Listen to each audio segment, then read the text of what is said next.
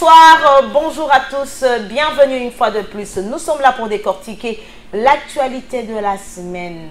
Est-ce vrai que les élus nationaux touchent 21 000 $ américains? Nous allons en savoir plus au cours de cette émission avec notre invité qui est déjà là. Nous reviendrons sur la situation sécuritaire à Kwamout. Depuis plusieurs mois, les affrontements continuent. On signale déjà même des morts. Mais qu'est-ce qui se passe? Est-ce que le gouvernement de la RDC n'est pas en mesure d'arrêter cette hémorragie? Madame, Messieurs, insécurité, pas seulement à Kamoutou, mais aussi dans la partie est de la RDC et tant d'autres questions et sujets d'actualité seront au cœur de votre magazine. Bienvenue à tous. Nous avons le plaisir de recevoir pour vous pour la toute première fois Dr Yvon Ilunga, qui est politique. Certainement, vous avez déjà vu son visage sur les antennes de Congo M Télévision, mais pour la première fois, il est dans Info 7, président national du Rassemblement pour la souveraineté et la démocratie. Il est bien sûr membre de l'Union sacrée de la Nation. Bonsoir. Bonsoir madame, bonsoir aux téléspectateurs qui nous suivent.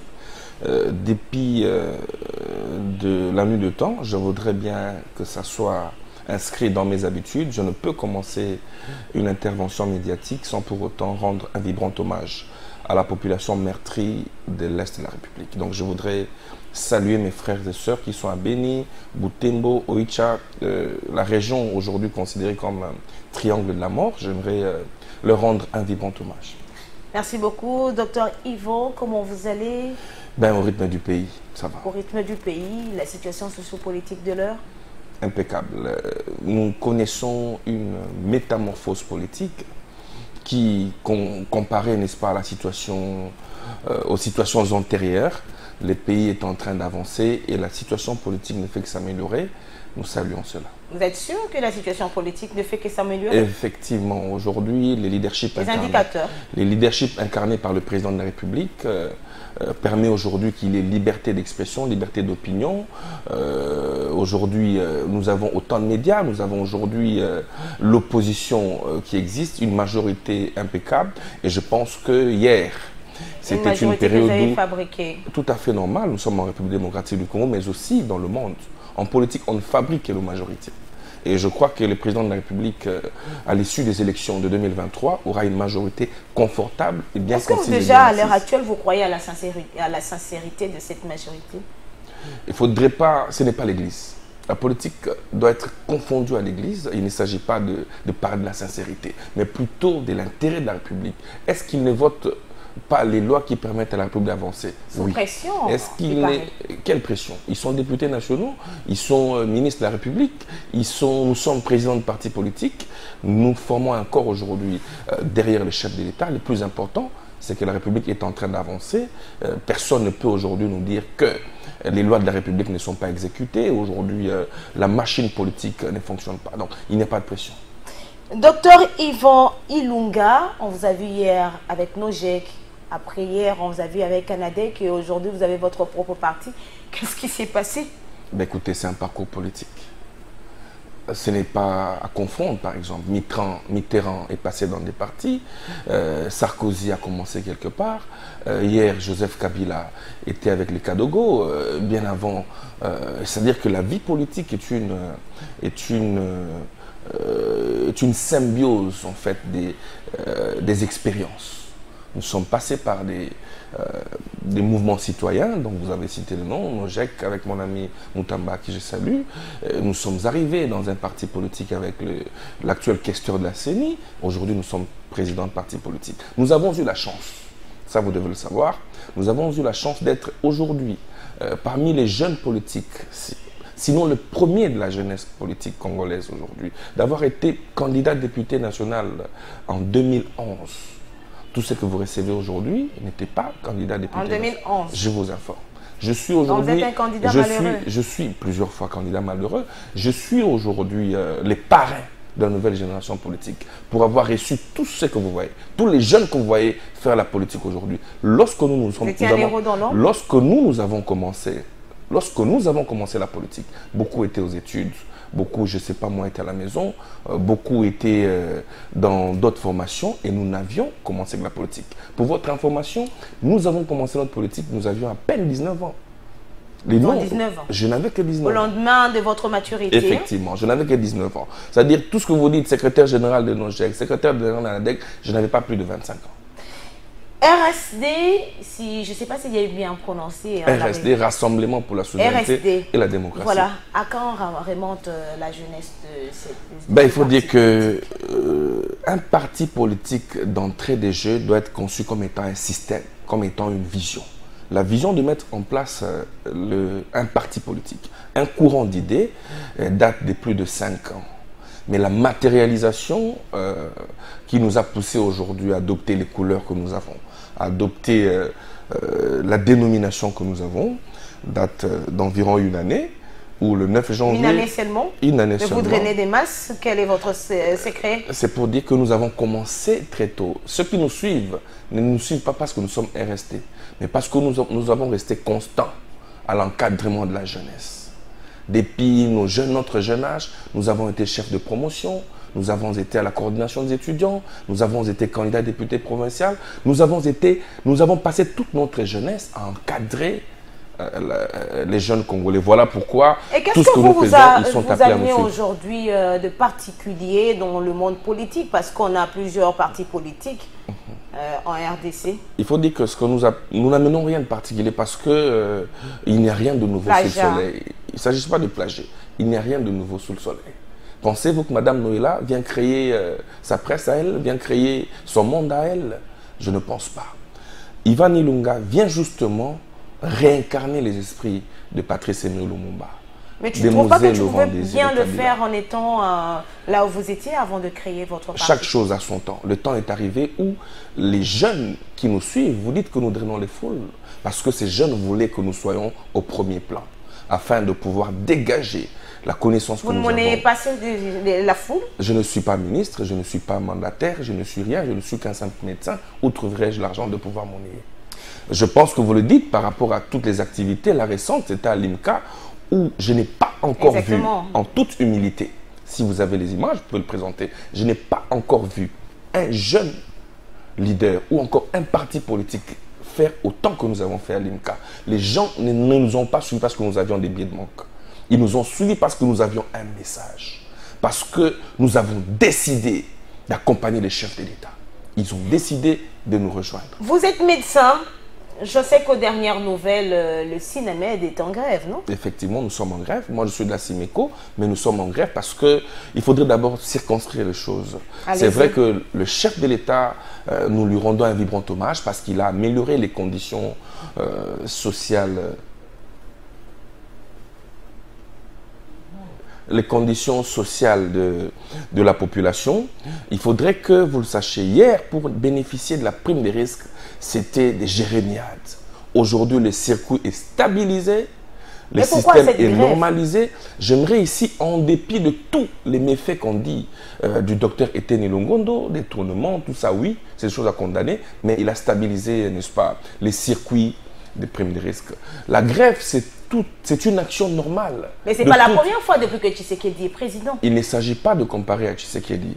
Non, avec l'avènement du régime, Tshisekedi, ce n'est pas la première fois que les médecins vous savez combien de fois les PST, les syndicalistes ont grévé depuis 2000, 2001, 2002, 2003. C'est tout à fait normal. Ils ont trouvé un sens d'écoute au chef de l'État. C'est tout à fait normal qu'ils puissent gréver. Ils grèvent pour l'amélioration des conditions. Mais je crois que les pourparlers ont entamé. Il y a des gens qui estiment que c'est contraire à votre serment de sauver de vie. Parce que quand, par exemple, il y a une grève sèche et que les hôpitaux, il n'y a pas de médecins, et on dit que ça ne répond pas à l'esprit du serment. L'idéal pour le bon accomplissement du serment, c'est de mettre le médecin dans de bonnes conditions. Le médecin est un peu comparable au prêtre. Un prêtre est celui qui mange gratuitement, qui roule carrosse gratuitement, qui vit gratuitement. C'est un apostolat. Effectivement. Les médecins devraient avoir des conditions normales, vivre aisément de son salaire pour éviter qu'il y ait, n'est-ce pas, je dirais, vagabondage. Malheureusement, notre pays connaît des mutations et je suis certain, avec la volonté du chef de l'État et du gouvernement de la République, il y aura amélioration des conditions de médecins congolais. Madame, Monsieur, prenons à présent le premier dossier de votre magazine Info 7. Nous allons parler des infrastructures en République démocratique du Congo.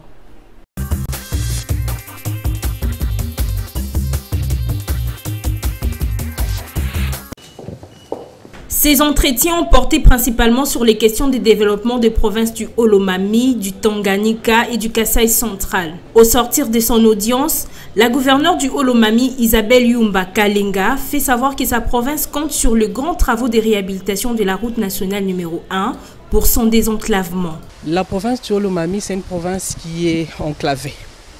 Et le besoin actuel, c'est désenclaver la province. Et nous sommes rassurés par les chefs de l'État et que bientôt, surtout cette route nationale numéro 1 qui tous nous importe, va commencer, les travaux vont commencer, on va lancer les travaux. Je rassure ma population que les chefs tiennent à tout prix relever ce défi de développer cette province du Olomami. À son tour, les chefs de l'État ont discuté avec la gouverneure du Tanganyika, Julie Ngongwa, sur le développement de la province, mais aussi sur sa situation sécuritaire. L'image que la province présentait, c'est comme s'il y avait de l'insécurité ou quoi. Et j'ai donné quand même des éclaircissements par rapport à ça. Il n'y a pas d'insécurité dans la province. Depuis que je suis arrivée, il y a du calme. La province est potentiellement riche. Il suffit seulement d'y mettre du sérieux et je pense que la province va décoller. Les travaux d'infrastructure ainsi que les barrages de Katende sont au centre des préoccupations de la province du Kasaï central, d'après le gouverneur John Kabea.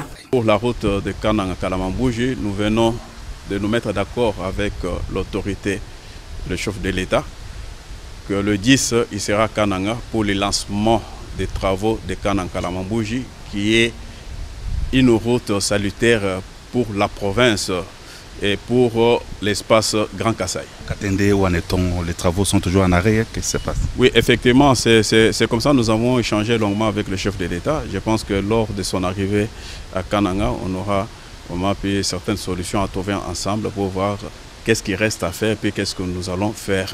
Et puis la solution sera trouvée sur place à Kananga.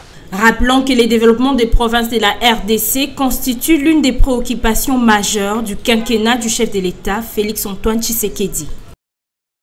L'entrepreneur congolais et président de la chaîne de télévision Congo Web, Gabriel Chabani-Record, a reçu un énième trophée de mérite. Celui-ci lui est remis par l'association Génération Congo Nouveau.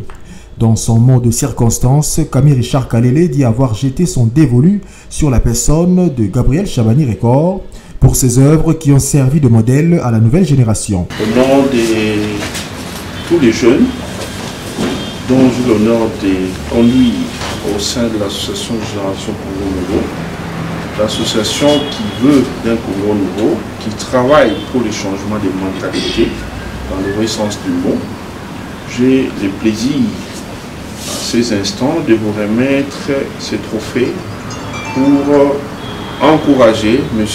Chabani-Record à continuer à faire ce qu'il fait de bon dans la société pour servir de modèle aux jeunes.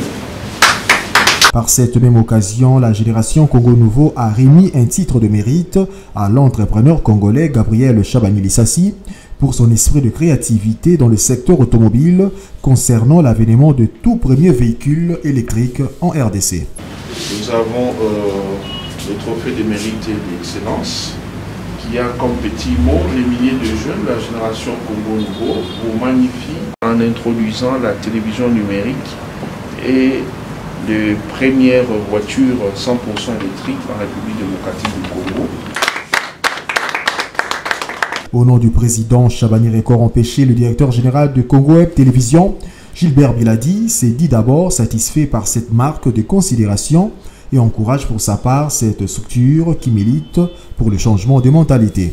Comme je disais, merci pour M. Gabriel Chabani-Lissassi, Chabani-Record, Génération Congo Nouveau, c'est des jeunes de 7 à 77 ans avec un esprit nouveau.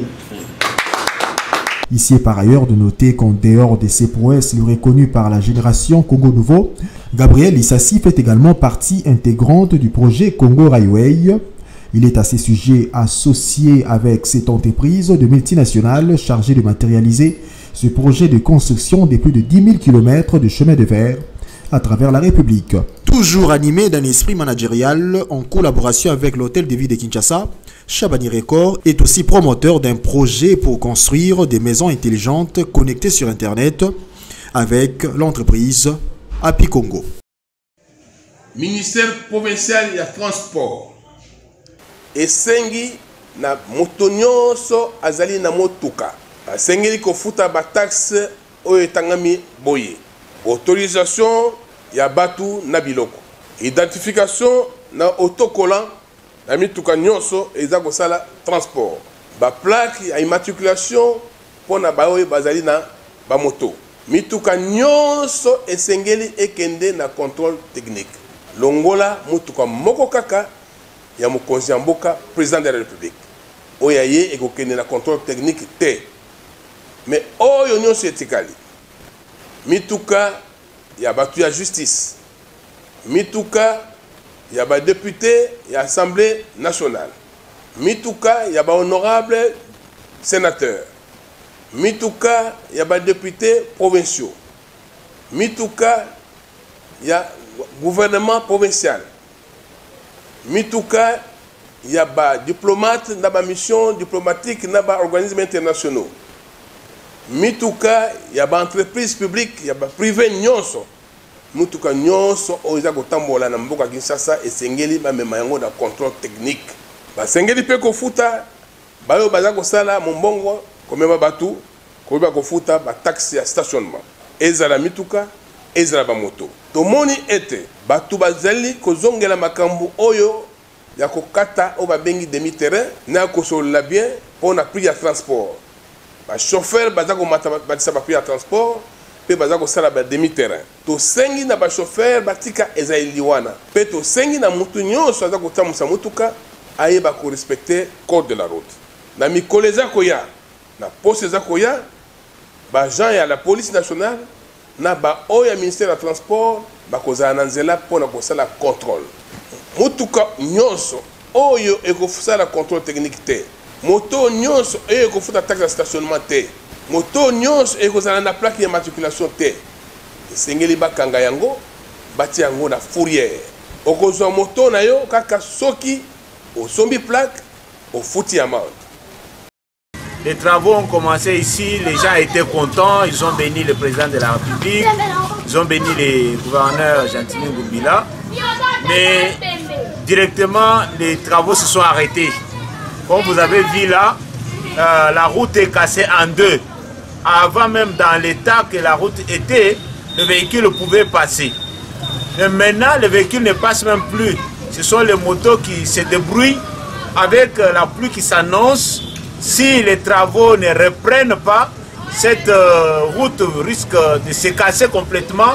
Avec toutes les maisons que vous avez vues aux alentours, les maisons peuvent s'écrouler. Mais aussi, vous avez vu, il y a des hôtels, il y a des boutiques, il y a des pharmacies. Tellement qu'il n'y a plus de circulation, les gens ne vendent plus comme par le passé. C'est pourquoi nous demandons au gouverneur chef de l'État, c'est lui le numéro 1 de la République. J'ai suivi, quand les travaux se sont arrêtés, les enfants disaient non, l'ingénieur a fui avec l'argent.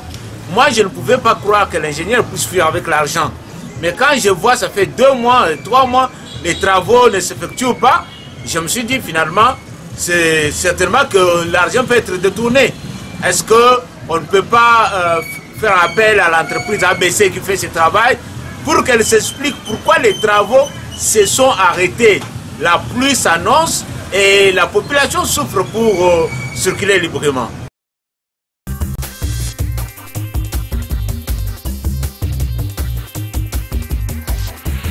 La rentrée scolaire est fixée pour le 5 septembre prochain. Madame, Messieurs, Docteur Yvan, gratuité de l'enseignement des bases en RDC, un échec ou une réussite? Parce qu'à l'opposition, on estime que c'est vraiment un échec. Justement, c'est les antivaleurs qu'il faut justement combattre. Vous savez, nous sommes dans un pays où il faudrait qu'il y ait unité. Malheureusement, nous avons une opposition qui ne voit que du noir. Unité même quand ça ne marche pas? Effectivement. Nous avons une démocratie qui est fragile. Nous avons une cohésion nationale qui est sensiblement menacée. Il nous faut accompagner les efforts. J'ai reçu un message ce matin de l'UNICEF qui m'informe que il y aura rentrée scolaire le lundi, mais l'enseignement primaire est gratuit. Ce matin. C'est pour vous dire que nous saluons le chef de l'État une fois de plus dans le volet social qui a rendu aujourd'hui effectif la gratuité de l'enseignement. Cependant, il faudrait noter qu'il y a beaucoup de déchets dans l'efficience, dans la consolidation. Qu'est-ce que vous voulez dire lorsque vous Par parlez de déchets, c'est-à-dire qu'il n'y a pas une cohésion. Il n'y a pas une cohésion entre les syndicats des enseignants et la décision politique. Le chef de l'État a émis une volonté manifeste. Malheureusement, dans la réalisation de la gratuité de l'enseignement, il y a encore de souffrance. Il faudrait que le ministre puisse mettre de côté à un certain moment sa casquette d'autorité afin de pouvoir discuter, avoir... Mais il y a eu des travaux de Mbouela dernièrement. J'ai suivi hier Jean Bosco Pouna dans une chaîne de la place qui a fait comprendre que les travaux de Mbouela étaient émaillés, entachés de beaucoup d'irrégularités, de beaucoup de négligences, de faiblesses. Donc on risque de ne pas avoir la rentrée scolaire. Non, ce n'est pas le souci. Déjà parce que notre République a besoin aujourd'hui d'avoir une éducation de nos enfants fortement consolidée. Pourquoi? Parce qu'il y a aujourd'hui la compétitivité internationale. Vous allez au Rwanda, par exemple, l'éducation aujourd'hui est gratuite, mais aussi la nouvelle technologie est disponibilisée à la jeunesse. Est-ce que nous devrions nous continuer à soutenir ceux qui pensent que nous devons, par exemple, reporter la rentrée scolaire? Pour quelles raisons? Plutôt, il faudrait encourager le gouvernement à prendre les considérations, mais aussi les revendications du syndicat des enseignants. Le gouvernement doit aussi mettre ces syndicats des enseignants dans des bonnes conditions. Effectivement, effectivement. Mais c'est les fruits d'une collaboration. Vous ne savez pas aujourd'hui que les pays étaient frappés par le Covid et qu'il y a des problèmes de mobilisation de ressources financières. Vous ne savez pas aujourd'hui que la guerre à l'Ukraine a sensiblement attaqué l'économie internationale. Et donc c'est pour dire que nous devons par contre considérer les efforts du gouvernement. C'est une fois pour moi d'encourager le ministre de l'EPST qui est sorti d'un grand trou. Un enfant qui a faim, qui vient vers son père, est-ce que vous estimez que le papa va commencer à donner toutes ces explications-là? Justement, c'est ce que nous demandons. Aussi la situation des enseignants. Il ne faudrait pas dire que les enfants ont faim. Il y a eu amélioration du salaire des enseignants. Justement, la qualité est une conséquence qui découle des négociations. Je suis allé chez moi à Dibaya. J'ai vu aujourd'hui combien les élèves renfluent les écoles. C'est vrai que la qualité ne suit pas parce que l'enseignant n'est pas assez motivé. Il y a par exemple ce qu'on appelle la prime de la gratuité. Elle existe, mais elle est inégale, cette prime. On donne à certaines écoles appelées VIP beaucoup plus d'argent. On donne à d'autres 30 000 francs. Certains reçoivent 200 000, d'autres reçoivent 30 000. Ce sont des inégalités qu'il faut combattre. Mais est-ce qu'il y a prime de gratuité, oui ou non? Oui. Est-ce que la gratuité existe, oui ou non? Oui. Allez-y sur route Moukali, vers Singaïnga, dans des écoles fin fond reculées. Les élèves vont dans les écoles gratuitement. Mais nous devons aider le gouvernement. Alors, que faut-il faire aujourd'hui pour que nous ne puissions plus voir dans les rues de Kinshasa, comme les rues de certaines provinces de la République démocratique du Congo, des enfants à l'âge d'être scolarisés et qui continuent à se balader dans les rues? Écoutez, c'est un phénomène mondial. Je suis allé en Allemagne, une soirée, j'ai vu... À Kinshasa, on en a... Non, j'ai vu quelques badauds, mais bien encadrés. Le problème, c'est qu'il ne faudrait pas toujours mettre des politiques à certains postes qui sont purement techniques. Vous avez par exemple le ministère de la Jeunesse, qui est un ministère clé, qui est un ministère qui est appelé à accompagner les chefs de l'État. Je parle du ministère de la Jeunesse et non de l'individu. Ah, de l'individu, ok. Le ministère de la Jeunesse, on a ajouté initiation à la nouvelle citoyenneté. Il faudrait qu'on y mette des gens qui ont des potentialités, qui ont les atouts nécessaires, qui ont la volonté, qui ne se contentent pas seulement du salaire, des primes et avantages. Mais il y a un ministre qui ne se contentent pas seulement de Jeep. C'est plusieurs personnes et à la hauteur de la tête. Je dis une fois de plus, le ministre qui est à la tête du ministère de la Jeunesse n'est pas à la hauteur. Les castings étaient un mauvais casting. Qu'est-ce que vous lui reprochez? Je ne reproche pas à l'individu. Il a été ministre dans un secteur, on ne l'a pas attaqué. Mais il n'est pas à la hauteur. Je vous donne un exemple. Nous sommes appelés à accompagner les chefs de l'État dans une cohésion nationale, dans l'initiation de la nouvelle citoyenneté. Qui veut dire nouvelle citoyenneté? C'est-à-dire un message d'éthique, d'encadrement sérieux. J'ai suivi récemment dans les réseaux sociaux, je pense que vous l'avez également suivi, un ministre de la jeunesse qui organise, qui est l'auteur intellectuel, je dis et je m'assume, qui est l'auteur intellectuel d'un tournoi qui a occasionné mort d'hommes, qui a favorisé, s'il vous plaît, s'il vous plaît, qui a favorisé. Son cabinet affirme qu'il n'y a pas eu mort d'homme. C'est tout à fait normal, c'est ça le Congolais malheureusement. Nous sommes dans quel pays? Vous avez des le pays de Lumumba. C'est ce que Lumumba nous a légué. Vous avez des images, j'ai aussi des images. Les Kuluna que nous avons vus. Est-ce qu'un ministre de la jeunesse, initiation de la nouvelle citoyenneté, cohésion nationale, doit-il organiser une activité non encadrée par la police? Mais il y a eu la police. Mauvaise organisation. Non, il ne faudrait pas jeter la pierre sur la police. La police nationale congolaise est une police très bien organisée. Nous avons été à la tête de certains des ministres dans les universités. Vous pouvez poser la question à mon ami et frère Jimmy Mukendi.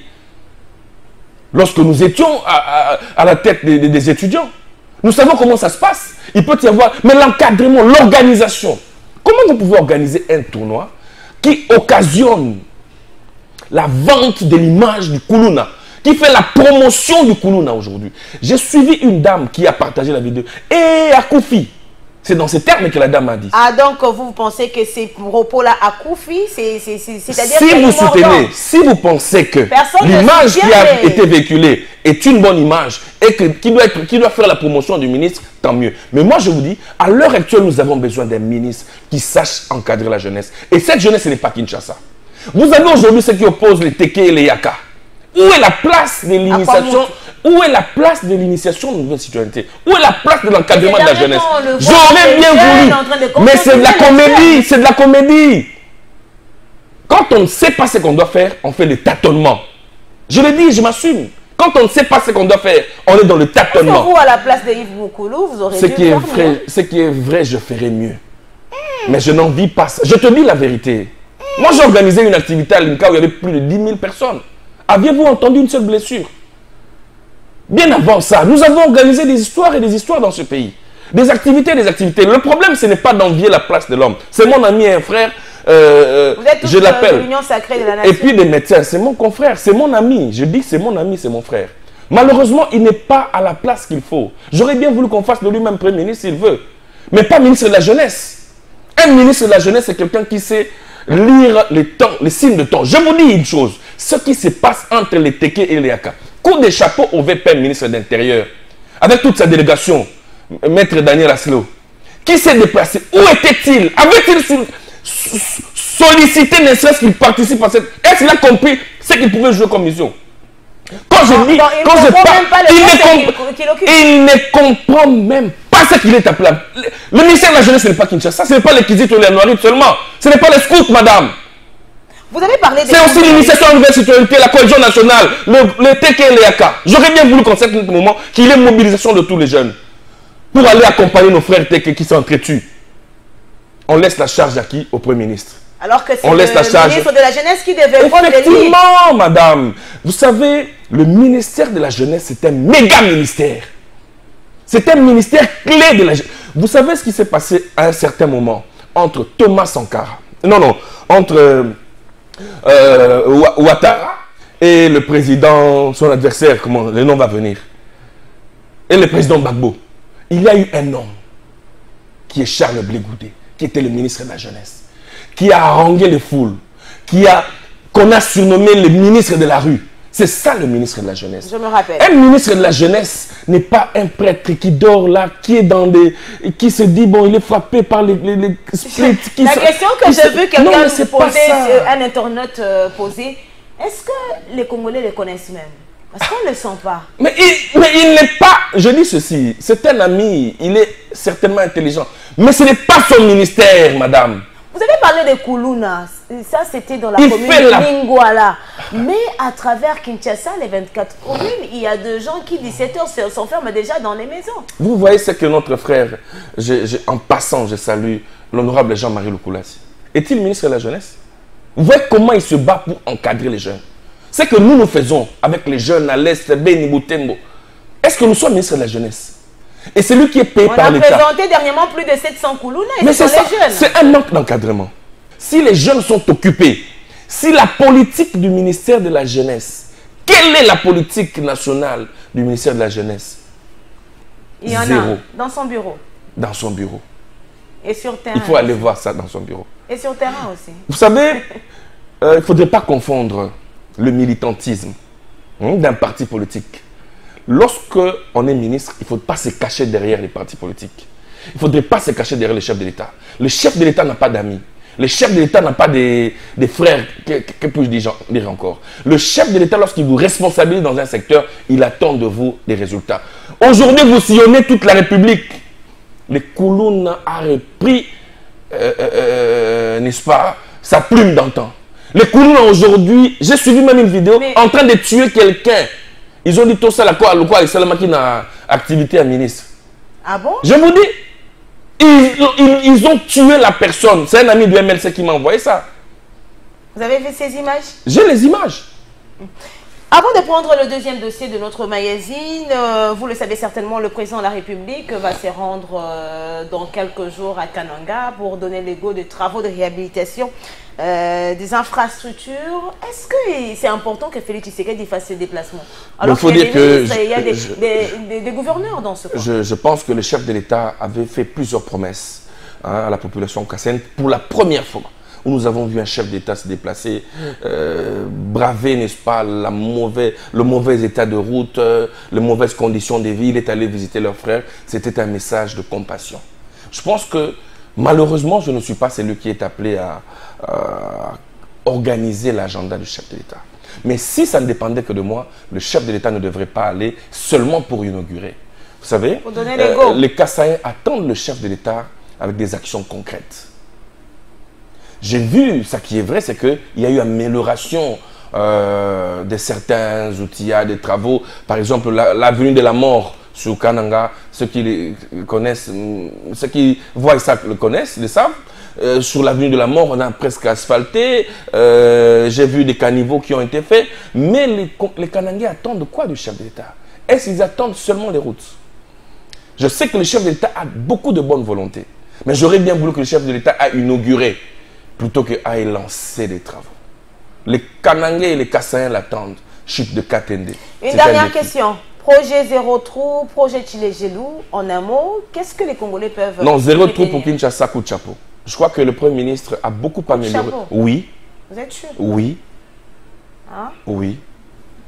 Zéro trou pour Kinshasa. Vous savez, la perfection n'est pas de ce monde.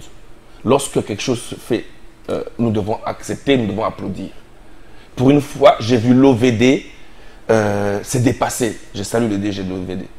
J'ai vu le Premier ministre, lorsqu'il a lancé, nous pensions que c'était... ça a pris du retard à pouvoir décoller. Mais je vous dis, coup de chapeau. C'est vrai que ce n'est pas à 100%. Ça, il faut le reconnaître. Vous savez, nous sommes une génération qui voudrait bien que le Premier ministre réussisse, que le chef de l'État réussisse. Moi, je ne suis pas pour que le pays continue à s'enfoncer dans le mal. Lorsqu'il y a quelque chose de bien qui se fait, nous jeunes, nous leaders, nous devons avancer. Zéro trou Kinshasa, c'est bon. Projet Chile-Gelou avait connu également beaucoup de soucis, détournements, vous avez suivi. Seulement, ce que je voudrais bien dire, il y a des gens qui étaient arrêtés. Aujourd'hui, très bien, les gens ont été libérés. Quid des sommes présumées? C'est vous, l'Union sacrée de la nation? Vous savez, l'Union sacrée de la nation, ne confondez pas l'Union sacrée à la fameuse FCC de triste mémoire. Non, l'Union sacrée est un état d'esprit. Le chef de l'État imprime des valeurs, imprime des bonnes idées. L'union sacrée de la nation, c'est quoi? C'est des Congolais qui décident d'accompagner le chef de l'État pour qu'il réussisse son mandat. Il ne s'agit pas d'un bureau où les gens sont là-bas, comme c'était le FCC des tristes mémoires. Merci beaucoup, madame, messieurs. Prenons à présent le deuxième dossier de Info 7.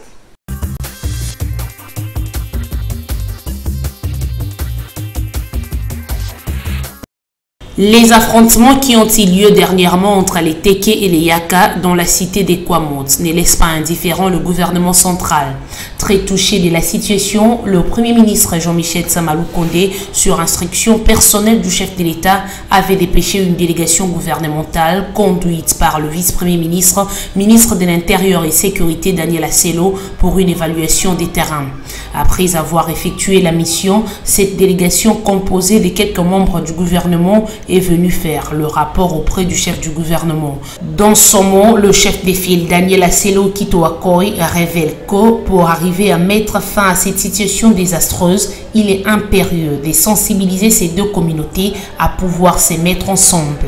Les gens sont instruits pour que protection soit assurée à l'intention pour le bénéfice de nos concitoyens, quelle que soit leur origine, quelles que soient les provinces auxquelles ils appartiennent. Les Congolais ont le droit, tout le monde le reconnaît, même à Kwamout, là où nous sommes allés, alors que là, aujourd'hui, c'est tout le monde, tous les Yaka doivent partir de Kwamout. Nous, en tant que gouvernement, nous avons dit à nos frères et sœurs de Kwamout, de Maïndombe, que c'est vrai qu'ils sont frustrés, c'est vrai qu'ils sont malmenés, mais le gouvernement de la République ne peut pas accompagner une communauté à pouvoir se gêner de vivre avec une autre sur toute l'étendue de notre territoire.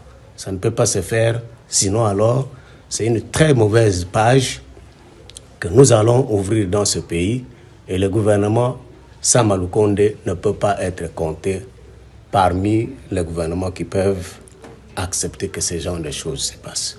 Voilà l'essentiel de nos entretiens avec le Premier ministre de ce jour et au niveau de l'avant-midi et à ce soir ici. Ces affrontements qui ont débuté en début du mois d'août ont déjà causé plusieurs pertes en vie humaine, des maisons incendiées et bien d'autres dégâts matériels. Rappelons par ailleurs que ces deux communautés Teke et Yaka sont en proie suite à un conflit des territoires dont chacune se réclame propriétaire. Nous faisons ce que nous pouvons faire. Avec le peu de moyens que nous avons dans la province, nous n'allons pas laisser les Maïndombiens et les Maïndombiennes dans la rue.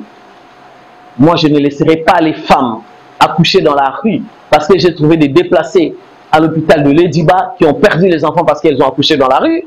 J'ai des prématurés, j'ai des blessés, des femmes qui ont été amputées. Je ne compatis pas pour les gens qui sont dans leur confort, qui prennent leur téléphone pour écrire des choses qu'ils n'ont pas vues, mais qui ont cru et qui sont en train de partager. Mais nous ne vivons pas dans le confort. Nous vivons dans des endroits où il n'y a pas de courant, il n'y a pas d'eau. Nous nous sacrifions pour la population. On a entendu toutes ces personnes, on leur a laissé vraiment le temps de dire ce qu'ils avaient à dire. Et nous avons conclu que ce n'était qu'un conflit de terre. Or, un conflit de redevance, ni quoi que ce soit, un conflit d'occupation des terres par les Yaka, les terres appartenant aux Teke. Voilà ce que je peux dire aujourd'hui de ce que nous avons entendu de toutes ces couches de la population de Kwamout. Écoutez, je n'étais pas sur place. Je vous dis que j'étais dans un endroit où je n'ai pas de réseau. C'est un peu difficile. Mais en entendant cela, nous avons les représentants de service de sécurité ici avec moi à ma droite et à ma gauche. Nous avons appelé un témoin qui est maintenant à Mouchi avec nous, un officier qui avait accompagné l'équipe qui était tombée en embuscade pendant ce moment-là où nous avons perdu, je crois, 6 éléments, des nôtres parmi les 13, si je ne m'abuse, donc les 2 officiers et 4 autres policiers. Mais l'un d'eux, des rescapés, nous dit que ce n'était ni le lieu, parce que déjà dans ce lieu-là, ils étaient à 25 km. D'abord 25, après 12 km encore, dans un endroit où il y avait un ravin, on ne pouvait pas trouver des maisons. Je m'adresse au peuple Soukou habitant la ville de Kinshasa. Je m'adresse au peuple Soukou habitant la province du Kwam et ceux habitant la province du Kwi. Au Basoukou, je leur demande tout simplement de rester dans cette loyauté qui nous a toujours caractérisés. Loyauté qui a toujours été le soubassement de notre comportement social. Nous sommes pacifiques, nous sommes très serviables, nous sommes très sociables, nous sommes un peuple uni. Je suis très heureux de voir que, après mon passage à Féchi tout dernièrement, quand on a parlé de ces masques, de cette invitation qui a été lancée au Bassoukou, au chef du gouvernement Bassoukou, je le félicite parce que le mot d'ordre que j'ai donné a été suivi. Parce que nous avons dit, tel qu'on nous a présenté la lettre qui nous invitait, nous avons refusé que nous ne venions pas. Nous attendions que le président de la République lui-même s'implique, parce que c'est à lui que nous avions parlé, qu'il nous invite pour qu'on vienne faire les cérémoniales dont j'ai parlé tout à l'heure, afin que tout redevienne à la normale, afin que le Moussoukou soit calme, afin que le Moussoukou vive en paix. Donc, félicitations à tous les vassaux, félicitations à tous les chefs de terre, félicitations à tous les vassaux.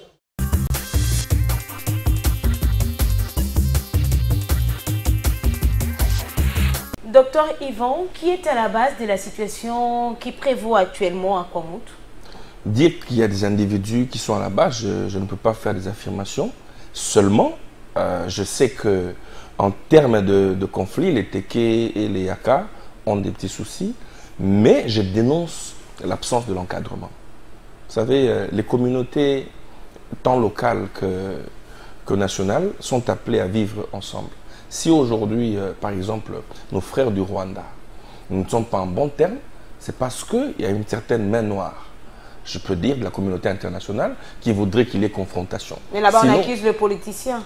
Non, effectivement, c'est ça la main noire. Sinon, l'idéal serait que nous vivions ensemble. Autant que nous vivons avec les Brazzaville, nous vivons avec les Angolais, nous vivons avec tous les autres. Ce sont nos frères. Lorsqu'il n'y a pas encadrement c'est-à-dire des responsables étatiques, ça engendre ce genre de conflits. Quel est ce jour? C'est une situation qui a commencé depuis très longtemps. Effectivement, on a sous-estimé. Et on accuse le gouvernement d'intervenir. Non, ça a commencé, ça des vestiges avec l'affaire de Yumbi. Des tristes mémoires avec le gouverneur Gentini Ngobila. Vous comprenez? C'est-à-dire qu'il fallait déjà à ce moment-là commencer à pouvoir fumer les calumets de la paix entre les deux communautés. C'est juste le problème des terrains. On n'a pas senti le gouvernement quand ça a commencé. C'est juste le problème des terrains. Effectivement, parce que le leadership également des gouverneurs dans certaines provinces, c'est ce qui fait que... C'est-à-dire, en gros, c'est l'absence de l'autorité de l'État. Cette autorité de l'État, ce n'est pas seulement le gouvernement central, madame. Ce n'est pas seulement le président de la République. Ce n'est pas seulement les chefs, les gouverneurs. C'est aussi à un certain moment les administrateurs des territoires. Vous savez que nous avons des administrateurs de territoire qui sont devenus comme des chefs coutumiers, qui ne sont pas évalués, qui ne sont pas audités, qui ne font pas leur travail, qui ne visitent pas leur territorial. Nous avons des gouverneurs qui sont devenus comme des roitelets, qui ne font pas le bien travail. Le président de la République avait promis d'évaluer le gouverneur 3 mois. Je suis, effectivement, vous savez, aujourd'hui, la République démocratique du Congo est un continent. Les chefs d'État, effectivement, avaient annoncé... Est-ce que c'est le chef d'État qui doit évaluer les gouverneurs? Mais lui-même, il avait dit, je vais évaluer les gouverneurs. Justement, les chefs de l'État le disent. C'est comme ça que la population congolaise attend cette évaluation. Non, l'évaluation n'attendait pas que le chef d'État fasse une proclamation, dit, venez, toi, alignez-vous là-bas, non. L'évaluation, c'est justement que l'IGF fasse son travail. Au-delà de l'IGF, il y a plusieurs structures étatiques qui doivent contrôler. Qui doivent contrôler, qui doivent, n'est-ce pas, donner des rapports au chef de l'État. Malheureusement, nous sentons qu'il y a... Donc, en gros, ce que vous devez retenir, c'est que les conflits qui opposent les Teke et Yaka, c'est un conflit certainement terrien, c'est un conflit peut-être champêtre par rapport à certains intérêts. On estime que le gouvernement a montré ses limites. Quel gouvernement a montré ses limites? Vous parlez... Pas du tout. Vous savez, nous avons une chance extraordinaire dans ce pays d'avoir un jeune Premier ministre qui se bat et qui fait ce qu'il doit faire. On a besoin d'un jeune ou on a besoin de compétences? J'en arrive. Nous avons la chance d'abord d'avoir un gouvernement jeune, mais aussi qui fait bien le travail. Vous savez, lorsque une autorité développe le sens d'écoute, c'est la meilleure décision qu'il faut prendre pour une autorité. Et le Premier ministre Sama Lukonde à améliorer sensiblement ses services. L'accessibilité, le travail sur terrain. La situation reste tendue. Mais la situation qui s'est tendue, vous n'avez pas vu une forte délégation constituée d'un vice-premier ministre envoyé par le Premier ministre. On devrait se limiter là où la paix des Non, mais ne pensez pas qu'on se limite là. Ne pensez pas qu'on se limite là. Vous savez, la paix ne se décrète pas. La paix est un processus. Le Premier ministre a décrété le processus d'instauration de la paix entre ces deux communautés. On y envoie cette équipe gouvernementale. Malheureusement, une fois de plus, c'est là où je dis qu'il n'y a pas encadrement parce que le ministre de la Jeunesse n'y est pas. Il devrait y être pour aller voir les réalités de la jeunesse. On a laissé toute la charge au Premier ministre. Voilà aujourd'hui que les balles tirent autour du Premier ministre. On dit non, mais il n'est pas comme... Le Premier ministre est compétent, il est à la place qu'il faut, il fait bien les choses. Seulement, nous appelons aux mesures d'encadrement. Que le VPM, ministre de l'Intérieur, ne se limite pas. J'ai suivi qu'il a révoqué un administrateur du territoire, coup de chapeau. Il faudrait qu'il ait cet accent, il faudrait qu'il ait ce dynamisme qui permette à ce que les décisions qui ont été prises puissent avoir effectivement, n'est-ce pas, effet sur terrain. Qu'en est-il de la situation sécuritaire dans l'est du pays? Toujours de localités occupées par les M23? Mais c'est tout à fait normal. Je ne cesserai de vous donner un grand exemple où vous avez eu un certain moment au Nigeria, les pays étaient scindés en deux, où il y avait les Nigériens d'un côté et la République de Biafra de l'autre côté qui a perduré, qui a fait des années, mais bien évidemment, après, ça a pris fin. C'est pour dire quoi?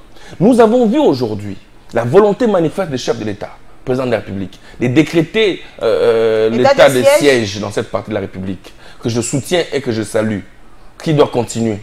Malheureusement, nous avons des collabos, des gens qui sont congolais, mais qui alimentent ces guerres. Vous les connaissez? Que voulez-vous? Mais j'ai suivi une fois à l'Assemblée nationale, je cite l'honorable Tsingi Pouloulou, avait promis de nous dire, il avait commencé un procès en citant les noms des gens.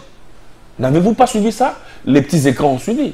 J'ai suivi une fois le président Mbosso, je le cite, le président Mbosso, le président de l'Assemblée nationale, qui a dit qu'il est prêt à citer les noms. Mais s'ils ont ces noms-là, qu'ils le donnent à la justice. Mais voilà. Parce que ça devient comme un slogan. Non. On a des noms, mais entre-temps, on continue à tuer les Congolais. Voilà là où je dis qu'il y a quand même une certaine irresponsabilité de certains élus. Lorsqu'il y a de telles affirmations par le président de l'Assemblée, lorsqu'il y a de telles affirmations par votre collègue, mais ça ne peut pas faire objet d'une question orale avec débat. Pensez que la justice doit se mêler? Mais bien évidemment. Les ministères publics. Aujourd'hui, on tue les Congolais gratuitement à l'Est de la République. Docteur Yvon, vous êtes de l'Union sacrée de la nation. On a vu des gens citer des Rwandais. Non, l'armée congolaise était infiltrée.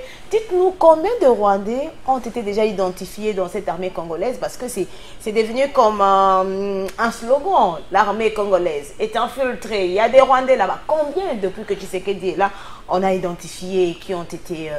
Non, il ne faudrait pas dire que depuis que Tshisekedi est là, c'est péjoratif, madame. C'est Tshisekedi qui nous a dit qu'il va... Non. Si je ne me trompe pas, le président de la République a dit qu'il va considérer que son quinquennat est une réussite s'il arrivait à restaurer la paix dans l'Est du pays. Je vous dis, avec la volonté manifeste du chef de l'État, la diplomatie agissante de Fachi Béton, la sécurité sera restaurée dans la partie Est de la République. Quand? Dans peu de temps. Les efforts, on ne sent plus la mobilisation du gouvernement. Pas du tout. Ne dormez pas, vous allez voir. C'est que je veux vous dire. On a vu des actions avec le porte-parole du gouvernement. Tout le monde était mobilisé, même vous les partis politiques, mais après un temps. Non. C'est comme si la paix était déjà revenue. Non, pas du tout. La paix n'est pas revenue. Ou la situation est mise quelque part et on a oublié. La situation de l'Est demeure sous alerte rouge et les chefs de l'État, lorsque vous avez vu défiler ici pour le contre de la SADC, investissons les chefs de l'État comme étant président, et la question de l'Est était également mise sur table. Que voulez-vous que le président de la République fasse? Qu'il déclare la guerre avec les Rwandais? Vous me posez la question sur le nombre des militaires rwandais. Je voudrais ici vous citer une infiltration de haut niveau. Allez-y. Lorsqu'en 1997, l'AFDEL prend le pouvoir, je ne sais pas par quelle magie, nous avons eu au sommet de l'état-major général congolais, un chef d'état-major rwandais, en la personne de James Kabarebe. Ils ont pris du temps jusqu'en 2000, si j'ai bonne mémoire. Ils ont changé à l'ANER, ils ont changé à la DEMIAP. Ça, c'est déjà connu. Aujourd'hui, dites-nous. C'est justement ça l'infiltration. Deuxièmement, vous devez savoir qu'il y a effectivement des militaires rwandais. Ils sont où? Ils sont dans notre armée. Malheureusement, ils se disent congolais. Le matin, ils sont congolais. Le soir, ils sont avec les Rwandais. Justement, il est difficile. Madame Noëlla, oui, vous êtes de quelle nationalité le matin? Je suis congolais. Qu'est-ce que je vais faire en tant que Congolais qui a une égalité sur son sol et son sous-sol? Voudriez-vous qu'on fasse quoi? Qu'on fasse une épuration des gens qui ont une morphologie rwandophone? Pas du tout. Je vous dis, j'appelle ici, je lance ici un message à mes frères rwandais qui sont la nuit rwandais et matin congolais qui sont dans l'armée. Je confirme qu'ils sont dans l'armée, mais je leur demande. Je ne le connais pas. Je ne le connais pas. Mais je vous ai dit, vous avez vous-même dit qu'on dit matin, midi, soir que nos frères rwandais sont dans notre armée. Moi, je confirme seulement que James Kabarebe avait ouvert un pont où certains Rwandais sont devenus généraux, qui sont devenus ceci, cela. Mais ils nous disent qu'ils sont congolais. Longtemps que hier, on a encore tué en Ituri. Finalement, jusqu'à quand? Justement, ils nous disent qu'ils sont congolais. Je vais en arriver. Je leur invite à être sincères avec leur pays, qui est le Congo. C'est vrai que vous pouvez être une nationalité d'origine X, une nationalité d'acquisition Y. Vous vous dites aujourd'hui congolais, arrêtez d'entretenir le maillon, la chaîne avec ceux qui tuent le Congolais. Les Congolais de Beni, de Butembo sont vos frères. Ici, j'interpelle les députés. Mobutu avait tout dans ce pays. Mobutu avait de l'or, de l'argent. Mobutu avait des véhicules de toutes sortes. Mais Mobutu est mort, il a laissé tout cela. C'est pour vous dire, vous pouvez aujourd'hui avoir des zones de raffinerie, d'extraction de minerais, vous pouvez avoir aujourd'hui de l'argent, vous pouvez tout avoir. Sachez qu'à un certain moment, nous sommes un peuple qui est appelé à vivre en paix. Arrêtez de tuer nos frères. Arrêtons de nous entretuer. La République de Kimbangu, de Lumumba, de Tshisekedi, de Mouzé Laurent Désiré Kabila ne méritent pas ce qu'aujourd'hui nous sommes en train de vivre. On continue à tuer. Hier, on a encore tué vendredi. Effectivement, j'en appelle aussi une certaine, le gouverneur militaire dans cette partie de la République de pouvoir rendre large l'effectivité de l'état de siège. C'est-à-dire qu'il ne faudrait pas se limiter à nommer que les administrateurs des territoires militaires. S'il faudrait nommer les chefs de quartier, s'il faudrait nommer les chefs des rues, allez-y, faites cela. Nous avons besoin de pouvoir contrôler cette partie de la République. Il y a des gens qui estiment que la diplomatie a montré ses limites en ce qui concerne la situation sécuritaire dans l'Est. Pas du tout. Vous comparez par exemple en 2015 lorsque Goma, tout Goma a été assiégé par le Rwanda. Ils sont rentrés comme si c'était au marché. Ils ont chassé tout le monde. Je me rappelle, le gouverneur Paloukou avait même pris fuite vers Butembo. Ils ont fait, je ne sais pas moi, 2-3 jours. Ils ont pris tout Goma. Ils ont pillé l'or, l'argent, tout, ils sont partis. Après, ils ont continué à rester, ils ont parti. Sachez que Bunagana, c'est une partie de la République démocratique du Congo. Quelle que soit la durée de la nuit, le soleil apparaîtra. La paix va revenir. Et je suis confiant. Je cesse de rappeler qu'entre-temps, vous savez, je dénonce une fois de plus la complicité. La vie est sacrée, hein? Effectivement. Mais on a l'impression qu'elle n'est plus sacrée. La complicité de ceux qui véhiculent les messages de haine dans les réseaux sociaux. Qui partage ces photos? Qui prend ces photos qu'on tue? Est-ce les complices? Est-ce les milices? Je crois que le ministère de Pétentique, une fois de plus, doit nous éclairer sur cette question. Et comment vous interprétez ce relâchement qu'on constate un peu du côté du gouvernement, cette mobilisation? À un moment, il y avait une forte, vous reconnaissez quand même, il y avait une très forte mobilisation. Les politiciens, le gouvernement congolais. Mais un bon matin, on a l'impression que tout va bien. Mais que cherchons-nous? À pouvoir à ce que la cause congolaise soit reconnue. N'aviez-vous pas suivi, par exemple, que les Nations Unies, la MONUSCO a dit ouvertement reconnaître qu'il y a implication de l'armée rwandaise dans les M23. N'est-ce pas une victoire diplomatique pour le chef de l'État ou pour la République démocratique du Congo? Aujourd'hui, c'est pour ça qu'on doit laisser. Aujourd'hui, non, il n'y a rien qui est laissé. Aujourd'hui, dans tous les grands salons, je salue ici le ministre de la Communication qui a rendu la communication fluide, Patrick Mouyaya. Aujourd'hui, la question de l'Est est connue même par les petits Congolais. C'est-à-dire que l'évolution, effectivement, l'évolution a changé de niveau. Devrions-nous continuer dans la mobilisation? C'est vrai qu'il y a la question de la forme qui était la mobilisation. Maintenant, le gouvernement est dans le fond. dans la diplomatie de couloir, dans la diplomatie agissante, en train d'échanger avec les Nations Unies. Qu'est-ce qui se passe? Pourquoi? Parce que si aujourd'hui vous tuez tout de suite ceux qui occupent, on vous dira que vous avez fait le génocide. Ce sera encore de problème. Je crois que le chef de l'État, même le chef de gouvernement, le chef du gouvernement, M. Samuel Konde Michel, le chef d'état-major général, nous ont dit, je crois que par conférence de presse, ils nous ont dit, soyez calmes, une stratégie efficace est en train d'être mise en place et nous avons foi que cette partie de la République va revenir. 21 000 $ pour un député, révélation de Martin Fayulu depuis le mois de janvier. Donc chaque député national, hein, vous le savez certainement, touche 21 000 $. Madame, Monsieur, on en parle juste après ce dossier.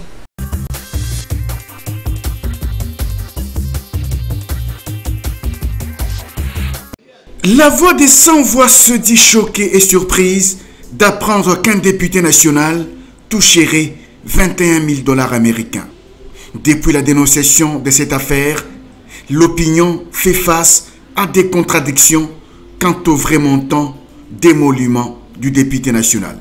Le problème, selon la voix des sans-voix, c'est le partage inéquitable du revenu national. Comment peut-on comprendre qu'un député national touche près de 21 000 $ américains par mois, alors que dans le même pays, le professeur ordinaire des universités touche moins de 2 000 $ par mois?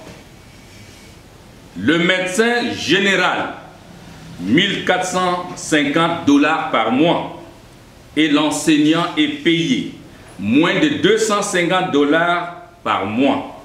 La voix des sans-voix demande au chef de l'État de rendre effective la réduction du train de vie de l'État. Il est donc temps que les autorités congolaises, notamment le président de la République, rectifient le tir pour mettre fin aux injustices criantes et rétablir la confiance entre les gouvernants et les gouvernés. La voix des sans-voix pour les droits de l'homme demande ainsi au président de la République en particulier et aux autres autorités congolaises en général d'œuvrer positivement pour rendre effective la réduction tant attendue du train de vie des animateurs des institutions. Qu'il est important que le gouvernement procède à la publication solennelle des salaires et autres émoluments payés aux gouvernants et autres mandataires publics. La voix des sans-voix reconnaît tout de même que les députés nationaux ont droit à des meilleures conditions de rémunération au regard des différentes charges de leur circonscription électorale. Je suis avant-gardiste dans ma campo OU. Tant où corruption est ça la marque à niveau et Assemblée nationale, je suis le premier à dénoncer. Quand il y a eu cette affaire de 14 000 $ de corruption, oui, à ma réunion sacrée, je n'ai pas hésité à le dire. Quand il y a eu 1 000 $, OU, il y a Makambu, il y a Bachik Carburant, il y a Palissade, je n'ai pas hésité à le dire. Quand il y a eu cette corruption de Palissade, Oyo Bissoba, député, a décidé de payer plus de 55 000 $. Je le redis encore. Tant on a boyango, et ça dit que nous avons non, ne m'a pas laissé de parcelle, mais mon père m'a laissé des valeurs. Et j'ai considéré la Palissade comme une corruption. Mais en ce qui concerne non, et Kambu, Yaba émolument, Nabiso, je vous convierai dans les prochains jours à une autre conférence de presse où nous allons bien sûr crever l'abcès. Nous allons tout dire. Vous savez, lorsqu'on a pris un discours cohérent, de détermination, un discours qui puisse emporter conviction des gens, et qu'on est en politique, on ne peut faire pour certains que ce que Martin Fayulu est en train de faire. Vous pouvez vous imaginer, lorsque il cherche à attirer ou à provoquer la colère du peuple congolais, de la population congolaise, au motif tel qu'il l'a avancé là. il le fait à tort. On ne peut pas dire qu'il le fait par ignorance. Lui, qui serait bénéficiaire ou qui est bénéficiaire de ce qu'il croit être le salaire, même si c'est faux puisqu'il n'a pas apporté une seule preuve. 21 000 $ pour un député par mois, c'est faramineux. Ce n'est pas faramineux, mais ce n'est pas ça. Parce que nous savons qu'un premier ministre dans ce pays n'a pas 21 000. Il a moins que ça, comme salaire. Nous savons que tous les ministres ici n'ont pas ça comme salaire. Les mandataires, directeurs généraux, n'ont pas ça comme salaire. Voulez-vous me dire que le député national a un salaire supérieur à celui d'un premier ministre du pays? Donc il est en train de raconter sa vie. Vous n'avez qu'à consulter la loi des finances. Vous verrez, tout est bien clarifié là-bas. Il n'y a pas de secret à cacher, ainsi de suite. Donc, Fayulu raconte sa vie. Il sait qu'il n'a plus de discours qui puisse amener le peuple congolais à l'écouter, à suivre ce qu'il dit, ce qu'il fait, ainsi de suite. Donc, la seule façon de le faire, c'est comment étudier et quoi faire pour provoquer la colère du peuple.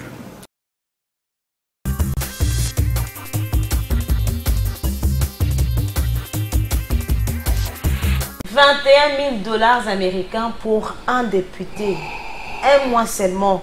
Docteur Ivan, c'est ça le peuple d'abord. C'est ça que l'UDPS nous a promis. L'UDPS a promis à la population congolaise, nous allons faire mieux que le régime Kabila. Écoutez, 21 000 $. Écoutez, nous sommes une génération politique qui voudrait éviter la théâtralisation, n'est-ce pas, de la vie politique. Imaginez-vous quelle image donnons-nous aux Français qui nous suivent, aux Belges, sinon aux Américains. Quelle image Donald Trump opposant? J'en arrive. Quelle image Donald Trump aura-t-il de son collègue Martin Fayulu qui est aussi un opposant? Vous savez, à un certain niveau de responsabilité, il ne faudrait pas raconter des balivernes sur la place publique. Les salaires, d'abord, il faut dire que les salaires est un secret. Je ne connais pas votre salaire, vous ne connaissez pas les salaires de XY. Mais, lorsqu'il raconte sur la place publique, vous avez vu, un de ces élus de la Mouka, l'honorable Ados Ndombasi, n'était pas en mesure, était sans argument de pouvoir confirmer ou infirmer sur la véracité des propos tenus par le président Martin Fayulu. Je crois que ce n'est pas à ça que le Congolais l'attend. Mais s'il s'avère que c'était vrai qu'il gagnait 21 000 $, est-ce que ces élus méritent-ils de gagner autant d'argent? Depuis janvier, la question que le Congolais s'est posée. Je n'affirme pas. Je n'affirme pas. Selon Martin Fayulu, depuis janvier, pourquoi a-t-il attendu jusqu'à ce jour? Nous sommes au mois d'août pour faire. Donc c'était au mois d'août, aujourd'hui c'est déjà le mois de septembre. C'est au mois d'août qu'il a fait ses révélations. Depuis janvier... Vous savez, puisque vous voulez que j'entre dans le fond, il faut éviter le populisme. Martin Fayulu est un député national, pour votre information. Il y a laissé un suppléant. La première suppléante était décédée. Il y a un deuxième suppléant qui est là. Qui touche. Mais pourquoi? Il ne touche pas comment? Il est député national. Pourquoi n'a-t-il pas demandé? Nous avons suivi une fois son collègue, comment il s'appelle, Adolphe Mouzito, a été même invalidé. Il n'y allait pas, il a dit que je ne peux pas siéger. Mais pourquoi les suppléants de Martin Fayulu ne siègent-ils pas? Pourquoi Ados Ndombasi, qui est député de l'ECD, ne démissionne pas? Est-ce que c'est ce genre de modèle que la jeunesse congolaise doit suivre? Est-ce que c'est ce genre de discours que nous devons, nous, intellectuels, mettre sur la place publique pour commenter sur des mensonges, pour commenter sur des propos de haine, pour commenter sur des propos qui divisent la classe politique congolaise? Martin Fayulu parle de 21 000 $. Il y a Jean-Baptiste Kassekwa, si je ne me trompe pas, qui parle de 20 000 quelque chose. Donc, on a l'impression que chaque député perçoit. J'avais suivi l'autre qui avait commencé cette aventure. L'autre qui avait commencé cette aventure, c'est Kabound. Kabound avait commencé cette aventure. Fayoulou est tombé dans cette aventure. C'est Sangaï dans la même aventure. Pourquoi ne démissionnent-ils pas? Les Congolais ne sont plus dupes, madame. Les Congolais ne sont plus dupes. Vous criez au effort qu'ils touchent 21 000 $. Vous bénéficiez des palissades. Vous bénéficiez de tous les avantages. Vous, président Fayoulou. Vous, Ados Nombassi honorable. Vous bénéficiez de tout cela. Pourquoi il n'était pas en mesure, l'honorable Ados, qui a tenu une conférence de presse, il promet de revenir faire une conférence de presse. Est-ce la sincérité politique? Pourquoi devrions-nous mentir notre peuple?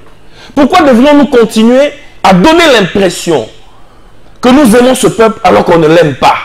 On critique pour ternir l'image de la République. En tout cas, on n'aime pas ces... Qui a tort, qui a raison? On n'aime pas le peuple congolais. On va se rappeler. J'en appelle. Au début d'abord de la législature, il y a, si je ne me trompe pas, Délicie Sanga qui avait demandé à ce qu'on puisse réduire le train de vie. C'est quoi On a réduire le train de posé la question d'abord aux députés qui veulent. Il y avait eu combien de doigts? On a eu combien de doigts pour les personnes qui étaient d'accord qu'on puisse revoir les salaires des députés à la baisse? Si je me trompe pas... Mais il est de combien les salaires? Oui, mais je félicite ici le cabinet du président Bosso qui a blâmé que c'est lui qui oserait, continuerait à, n'est-ce pas, à jongler avec ces jeux-là sera suspendu. C'est comme ça que j'appelle le président Bosso à prendre le bâton. Pas seulement pour dire qui a raison, qui a tort, à pouvoir sanctionner. Il y a beaucoup de coquilles que le président Bosso doit ouvrir. Il y a beaucoup de brèches que le président Bosso, il dit, il n'exécute pas. Je voudrais qu'il sanctionne les députés qui continuent. Par exemple, les députés de Fayoulou. Qu'on demande même, qu'on l'invalide, qu'on dise, bon, comme toi tu dis qu'il y a 21 000, je ne soutiens pas cela. C'est de la malhonnêteté, c'est de l'injustice. Alors que les médecins ne sont pas dans de bonnes conditions. Nous voyons des députés provinciaux des provinces, notamment le Kouilou, qui organisent une conférence de presse pour réclamer aussi 21 000 $. C'est ça les politiciens que nous avions dans ce pays. La théâtralisation. Alors que dans sa province, le Kouilou, il y a beaucoup de mots qui rongent la comédie au sommet de l'État. Est-ce qu'on vote les gens pour aller s'enrichir? Mais on a l'impression que c'est ça. Lorsque nous donnons les postes aux députés nationaux, lorsque l'on nomme les députés nationaux, les gens votent les députés nationaux, c'est pour aller remplir leur ventre ou pour remplir leur trouver des solutions aux problèmes communautaires. Vous allez au Kouilou. Il y a beaucoup de problèmes là-bas au Kouilou. Il y a des sérieux problèmes. Ils font une conférence de presse pour exiger 21 000 $. En lieu et place de faire une conférence de presse pour dénoncer par exemple la précarité sociale qu'il y a dans le Kouilou, pour dénoncer, ils cherchent de l'argent. Et puis grave encore, je vais voir son nom. Des ventriotes, les députés ventriotes. En plus, il est président de la conférence des présidents de cette province-là, les députés provinciaux. Son nom, c'est Blanchard Takatele. Voilà, c'est ça, c'est bien son nom. Il fait une conférence de presse pour réclamer même les véhicules promis par le président de la République, mais finalement... Les élus de la honte. Est-ce qu'ils ne pouvaient pas faire un courrier? Ici, d'abord à Kinshasa, même les députés qui sont en train de se prononcer, à Kinshasa, il y a tracasserie routière. Il y a les gens qu'on appelle les bureaux 2 qui tracassent les gens. Donc, on ne sait plus rouler à Kinshasa. Les députés ne peuvent pas se réunir pour parler du social des peuples congolais, le social des Quinois, la situation sécuritaire. Mais c'est pour l'argent qu'on le voit ici. Voilà, mais il faut dire quand même que ce que vous avez dénoncé comme tracasserie, c'est nettement amélioré avec l'avènement du chef de l'État. Hier, c'était un... aujourd'hui, ça s'est amélioré. Oui. Bon, pour l'Union sacrée et la nation. Parce non, je ne parle pas de l'Union sacrée. L'avènement du chef... Ce matin, j'ai vécu deux scènes où les gens habillés, même pas en tenue militaire, mais habillés en tenue... qui sont en train de tracasser la problème. Non, ils sont là comme des clients, alors que ce sont des gens de transport qui n'ont aucun document. Mais peut-être c'est des colons, hein. C'est des colons. Et pourquoi vous dites que c'est amélioré? Non, je dis que la situation s'est nettement améliorée. Madame, nous avons vécu dans ce pays, les bureaux 2 dans ce pays n'existent plus. Je vous informe. C'est un service qui a été fermé. Mais ils sont là dans leur... Non, si vous me dites que les gens qui sont là pour l'autorisation des transports, il y a certainement une brigade. Pas du tout. Demandez-leur leur carte. Demandez-leur carte. Demandez-leur carte. La situation... Nous vivons la situation chaque jour. Effectivement, s'il y a des soucis, ne souffrez pas que Congo n'est pas une ambassade. Congo n'est pas une ambassade pour que l'on puisse pas... Mais pourquoi il ne peut pas s'identifier, que la population sache que ça c'est tel, ça c'est... Non, dans les services de renseignement, on n'identifie pas. Même en Donc Europe, vous allez il y a mettre les services de renseignement dans le transport. Oui, effectivement. On vient, on s'arrête, après on demande de l'argent, c'est ça? Non. Moi, je ne confirme pas qu'il demande de l'argent. S'il demande de l'argent, ce sont des anti-valeurs. Vous ne vivez pas à Kinshasa. Je dénonce ce genre de pratiques. S'ils vivent à Kinshasa, s'ils font des pratiques pareilles, je demande au chef d'état-major général de pouvoir mettre la main sur des questions qui peuvent intéresser les élus. Malheureusement, il faudrait dire que financière. dans tout État, il y a toujours des dérapages. Nous ne sommes pas au ciel, ni encore mon paradis. En RDC, on exagère. Nous ne sommes pas au paradis, madame. On exagère. On exagère pas plus. Qui se sont levés pour 21 000 $. Je suis d'accord avec vous pour dénoncer. Oui, alors que les députés congolais souffrent. Je suis bien d'accord avec vous. Il y a hausse de prix. Je suis bien d'accord. On voudrait bien entendre les élus se prononcer sur ces genres de questions, mais je suis bien on ne les entend pas. Mais n'affirmons pas ce que Martin Fayoulou a dit. Martin Fayoulou est dans la manipulation politicienne. Martin Fayoulou est en train de prêcher dans sa chapelle pour qui veut l'entendre. Madame, la population veut connaître la vraie version de cette situation. Qui dira la vérité? Mais c'est une fois pour moi un plaidoyer que je fais ici. Je demande au président de l'Assemblée nationale de pouvoir rendre public. Ils ne sont pas députés de leur famille, de leur maison. Leurs salaires doivent être connus. Aujourd'hui, les salaires des enseignants sont connus. Oui. Aujourd'hui, les salaires des médecins sont connus. Rendez public afin de mettre... vous savez, les chefs de l'État amènent une logique. Le président de la République, Félix Tshisekedi, amène une logique qui voudrait que la gestion de la chose publique soit clarifiée. Vous avez aujourd'hui l'IGF. Vous avez aujourd'hui... Pourquoi l'IGF ne va pas-il nous donner la lumière sur cette question? Parce qu'on a l'impression par moment que l'IGF ferme les yeux dans certains dossiers. Nous demandons à l'IGF, nous demandons au président Bosso de rendre public afin de faire taire ces rumeurs. Le président Martin Fayoulou, nous le demandons. Dit mot conscient. Effectivement, oui, qu'il ait dit mot conscient. Sanctions, oui. Mais dites à la population la vérité.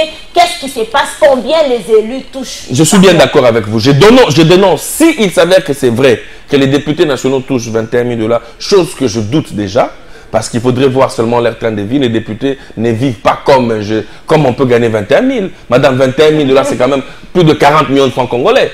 Ils ont certainement un salaire, oui. Je ne dis pas que c'est beaucoup, mais je demande à ce que l'on revoie. Et pourquoi lorsqu'on demande, par exemple, tous ces comédiens et des députés qui demandent non, réduction des trains de vie, pourquoi ne démissionnent-ils pas?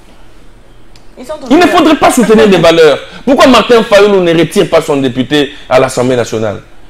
Il donne des cotisations dans quel parti? C'est dans les idées. Ados Ndombas donne des cotisations où? C'est dans les idées. Mais pourquoi devrions-nous commencer à faire... Alors que pour Martin Fayoulou, c'est un régime illégitime. Voilà, mais vous comprenez... Donc, il bénéficie, mais on pense que la population... Un embrouillage total. C'est lorsqu'on n'a pas de discours. Lorsqu'on est vidé de tout le discours.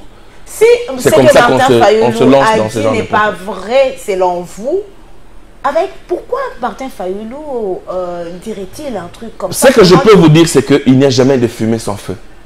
Certainement qu'il y a anguille sous roche. Mais ce que je sais et que je peux confirmer, qu'aucun député touche 21 000 $. On a entendu sur la toile, non, 21 000 $, c'est 3 mois d'arriéré. Celui-ci sort, non, 21 000 $, oui, c'est lorsqu'on voit les avantages que les élus bénéficient. Les invisibles. Oui, invisibles, 21 000 $. Il y a eu même... donc, chacun nous donne des explications à sa manière. Mais je vais vous donner une vraie version, c'est que... Vous êtes avec les députés, on vous voit avec je suis d'accord. Dites-nous, c'est quoi? Je suis bien d'accord de tout ce que vous dénoncez, de tout ce qu'on dénonce, mais l'État congolais ne devrait pas ne fonctionner que pour alimenter les institutions de la République. Aujourd'hui, les médecins comme nous préférons, par exemple, devenir députés pour avoir 21 000 $. Tout le monde, les comédiens comme mon frère Ados Nombassi, ils laissent la comédie les musiciens, pour... Les musiciens, voilà, les journalistes aujourd'hui, tout le monde. J'aimerais que le chef de l'État, en qui nous croyons, le président de la République, puisse aider la République à pouvoir s'inscrire dans une dynamique en restructurant, n'est-ce pas, la chose publique. Merci beaucoup. Ceci veut bien dire que le salaire des enseignants doivent être améliorés, les salaires des médecins doivent être améliorés, les salaires des militaires, les salaires... Pour que les gens aient envie plutôt de devenir militaires. Hier, je sais que les jeunes voulaient devenir militaires, les jeunes voulaient devenir enseignants. Aujourd'hui, tout le monde veut devenir politicien. C'est des choses que nous, jeunes leaders, combattons. Madame, Messieurs, prenons à présent le dernier dossier de votre magazine Info 7.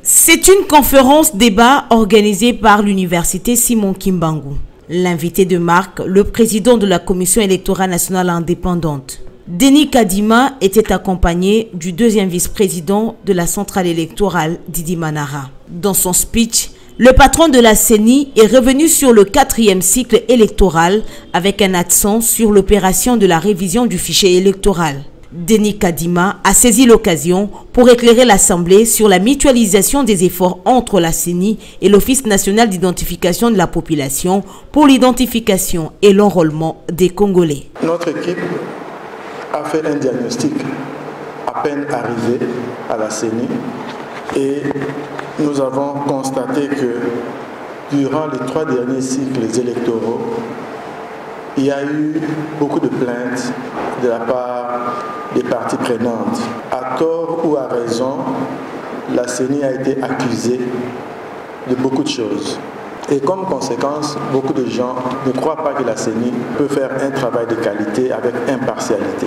Sur base de ce diagnostic, nous nous sommes dit que nous devons relever le défi. Mais vous savez, relever le défi, on peut le faire de plusieurs façons. La façon la plus facile, c'est de se plaindre ou peut-être d'accuser les autres d'être de mauvaise foi. Et je pense que l'équipe qui est à la CENI a plutôt pensé que nous devons nous faire accepter à travers nos actions. Nous n'avons pas toutes les idées au niveau de la CENI. Vous avez des idées parce qu'il y a des choses qui se passent dans nos communautés respectives. Il y a des idées que vous pouvez partager avec nous et nous allons les prendre très au sérieux et les mettre en pratique là où c'est possible de le faire. Souvent, une impression est créée qu'ils sont en train de donner des raisons pour lesquelles ils vont glisser. D'emblée, je vous dis que le glissement ne fait pas partie de notre vocabulaire à la CENI. Ensuite, s'en est suivi un jeu de questions-réponses. Le président de la CENI a donné des réponses satisfaisantes aux questions soulevées par l'Assemblée. Un motif de joie pour ces étudiants de l'université Simon Kimbangu. Nous sommes venus introduire une requête au fin d'annuler la Constitution de 2006 qui a été écrite par les étrangers pour les étrangers et remplacer cette Constitution par un travail fait par nous les intellectuels congolais au Congo pour les Congolais. Et pourquoi? Parce que vous ne vous rendez pas compte que depuis que cette constitution a été mise en place, en 2006, nous sommes toujours en trouble. Nous descendons aux enfers. Pourquoi? Il y a des articles dans cette constitution qui sont des articles qui préparent la balkanisation de notre pays. Et c'est pour cette raison et pour d'autres que nous avons élaboré une autre constitution et nous venons de déposer à la Cour constitutionnelle qui est considérée comme gérante de la Constitution du Congo. Les études ont commencé en 2018. Ça s'est arrêté là où il fallait s'arrêter en 2022. Les deux, l'empressement vient du fait que Bunanganda est occupé. Mesdames, Messieurs, ce n'est que le départ de l'occupation de l'espace est de notre pays. Et c'est inscrit dans notre constitution, article 217, c'est écrit, le Congo va abandonner une partie de sa souveraineté pour l'unité africaine. Nous avons dit que le président Félix en 2023 doit avoir la majorité parlementaire pour pouvoir bien faire continuer son programme. Il a perdu 2 ans qui doit être récupéré pour que les travaux par rapport à la vision qu'il avait entamée puissent devenir complètes. Nous avons dit que les élections auront lieu. Il n'y aura pas de glissement. Il n'y aura pas, ne fût-ce qu'un report d'1 minute ou de quelques secondes. Et le président Denis Kadima avec son équipe, ils sont en train de travailler. Ils sont allés passer commande des machines à voter. Les ressources humaines sont en train d'être mises en place. Il a promis les enrôlements au mois de décembre 2022. Et nous sommes sûrs que les élections auront lieu. Voilà pourquoi exhortons les militants, les cadres, les combattants, notre parti, le mouvement, les élus, pour les changements, pour se tenir prêts pour les élections, afin non seulement de donner une majorité parlementaire au président Félix, mais qu'il soit élu à 100%. C'est ainsi que tous les adversaires de Félix, ils auront à recevoir les cartons rouges pour qu'ils puissent passer au lendemain.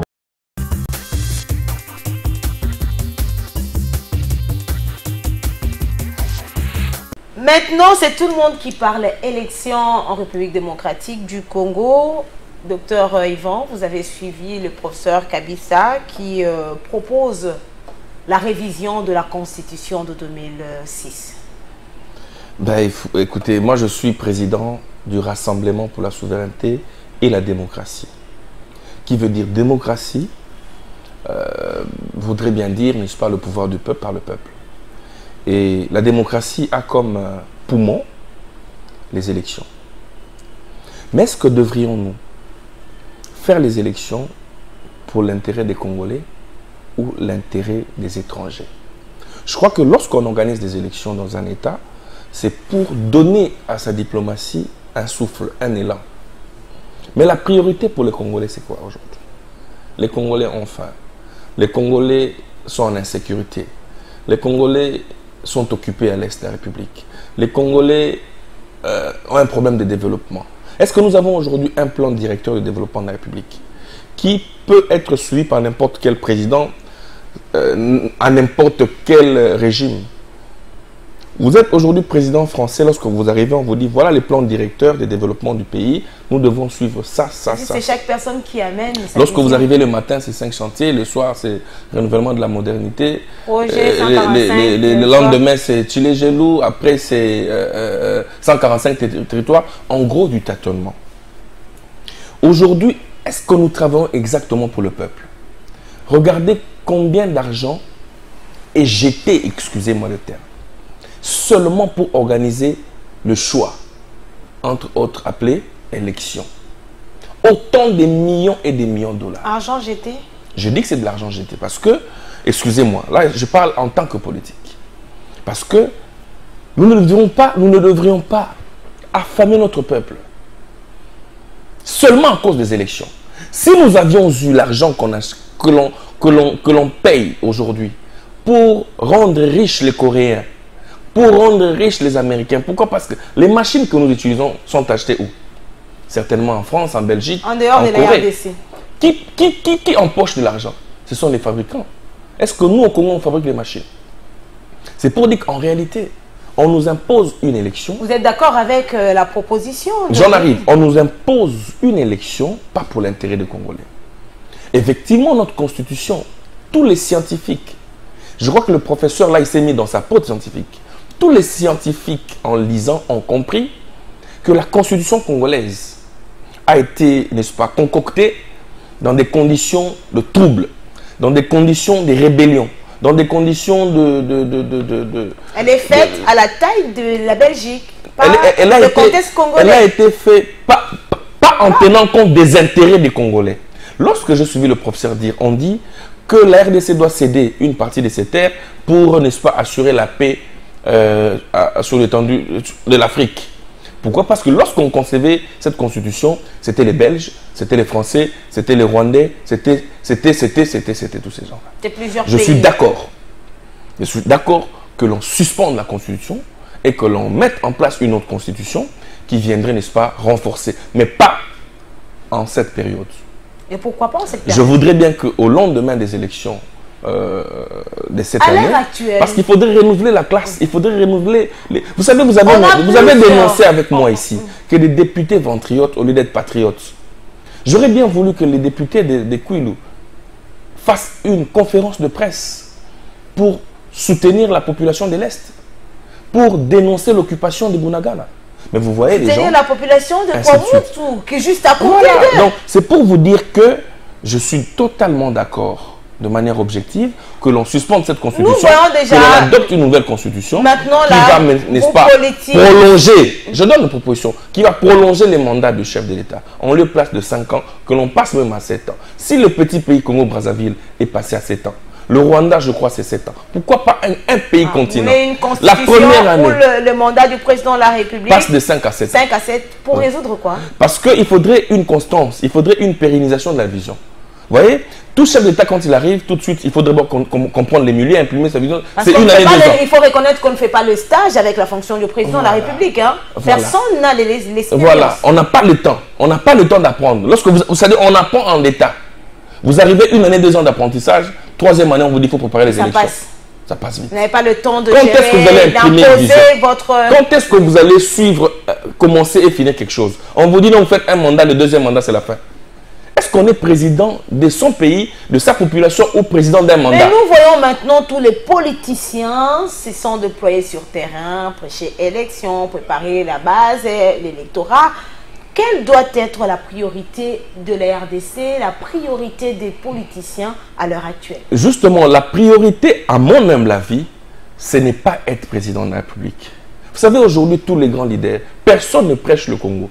Personne ne prêche l'amour, le développement du Congo. Personne ne prêche l'agriculture du Congo. Chacun prêche sa propre chapelle. Chacun prêche, Jean-Marc Aboun, je sais président. J'ai suivi même, comment il s'appelle, Délice Sanga. Il sera aussi candidat président. Est-ce qu'on est à la tête d'un pays pour développer son pays?